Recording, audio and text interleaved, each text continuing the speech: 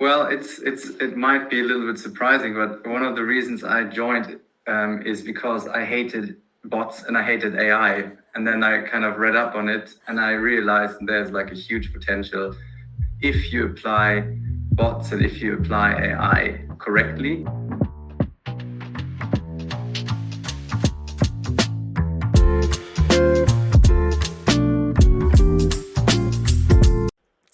Welcome to our next episode of E7 Hangouts, and today I have the pleasure to interview Fabian Schaeffer from our sales team. Hi, Fabian. Hello, excited to be here. Perfect, thank you. And we already start with the first question because, what is your position at eBot7 and when did you join the company? I joined eBot7 in September of last year, and I'm responsible for the new sales department. So basically growing the new sales revenue.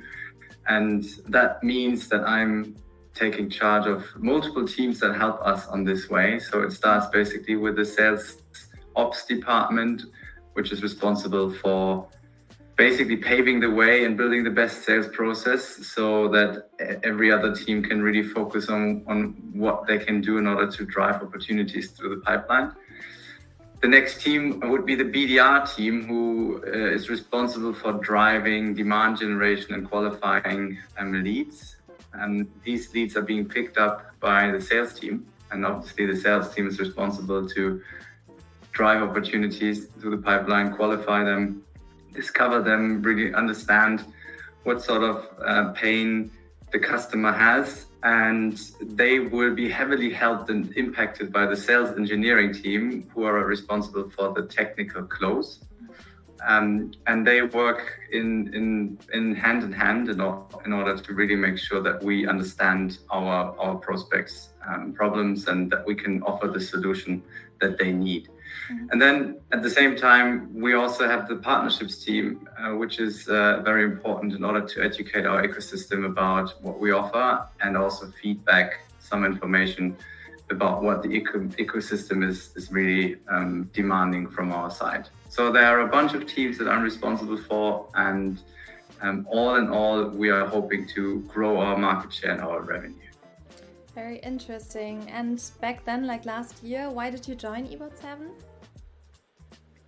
Well, it might be a little bit surprising, but one of the reasons I joined is because I hated bots and I hated AI. And then I kind of read up on it and I realized there's like a huge potential if you apply bots and if you apply AI correctly. Then there's a huge opportunity in the market for any sort of customer that interacts or benefits from interacting with their clients and maybe even selling or supporting inquiries. Well, back then I met the founders, I met the team, and I felt like there was a really, really good mix, very, very different experiences, very different inputs. And all of this, inspired me to become part of eBot7, and I haven't regretted it until now. That's good to hear. And I mean, you have a very extensive career already. So in your opinion, what would you say, what makes a good salesperson? Well, that's the holy grail. So what makes a good salesperson? I think a good salesperson manages to, first of all, earn trust from the people they talk with. They have the ability to ask the right questions in order to find out the information they need so they can tell a story around the problem a prospect had. Maybe the prospect doesn't even know they have a problem. So also a good salesman or woman will bring the lead to a space where they don't get on their own, and they are able to create sort of this business case where the solution that we are offering or the solution that that person is offering makes total sense. I think as well, a good salesperson is able to draw attention to detail, much opposed to what people generally think of salespeople, that this is just like calling and making a lot of quantity calls rather than quality calls. I think that's very, very important, to give a lot of attention to detail and takes sort of the hints the prospect is giving you, and again, on the fly, turning this into information, how to offer a solution to the problem they have. At the same time, again, identify pain is very, very important, articulate value. Also, being able to make them understand that our product or our solution is the premium solution in the market, and that's why we are charging a premium as well. And I think all of these things come together, and you need to find the right balance. And I think that's also a challenge, especially in Europe, for salespeople. You need to find the right path between being pushy and like really making sure that the prospect understands that you have a problem and that we have the solution to the problem. And at the same time, not being too pushy, but making sure the prospect understands that we are here and we understand, and you are heard, and we are able to find a solution and enable you to be more successful in your career. I think these are very important points that a salesperson needs to be able to convey. Mm-hmm. And how does the perfect sales pitch looks for you? Well, I would say with a signature under the contract, but it's not as easy as that. So I would say that the perfect pitch is when both parties on the table or on the screen in the last 2.5 years know exactly what they want from each other.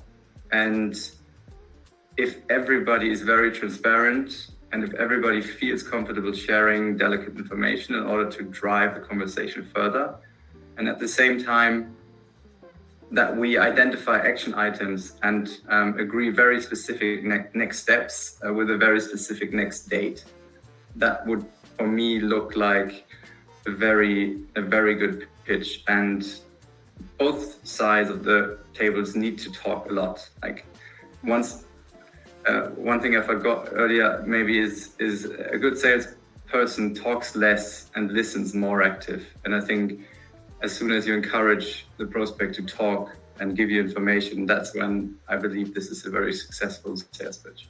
Mm-hmm. Very interesting. And we are already coming basically to my last question, which is always like a fun one. So I would like to ask you, I heard that tennis is one of your hobbies. So, and I mean, tennis balls, they are very fuzzy. So could you maybe explain to me like why they are fuzzy so that I would really like to buy a tennis ball?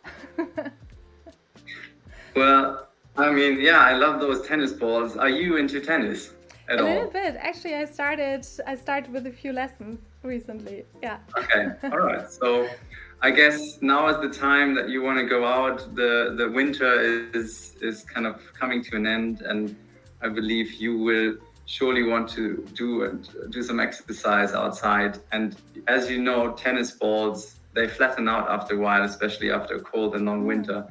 So I'm sure that you should buy new tennis balls in order to have fun at tennis. Mm-hmm. And you can also use them to clean your basically down-filled jackets when you wash them. Wow.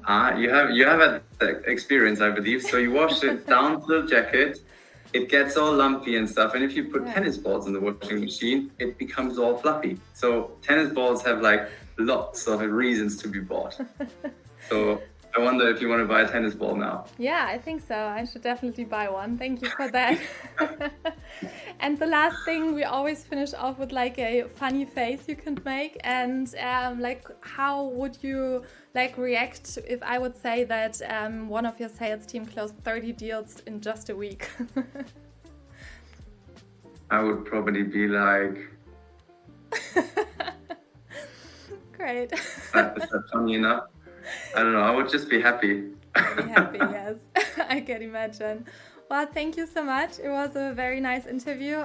Thank you for your time, Fabian, and talk to you soon. Thank you. It was fun. Bye-bye.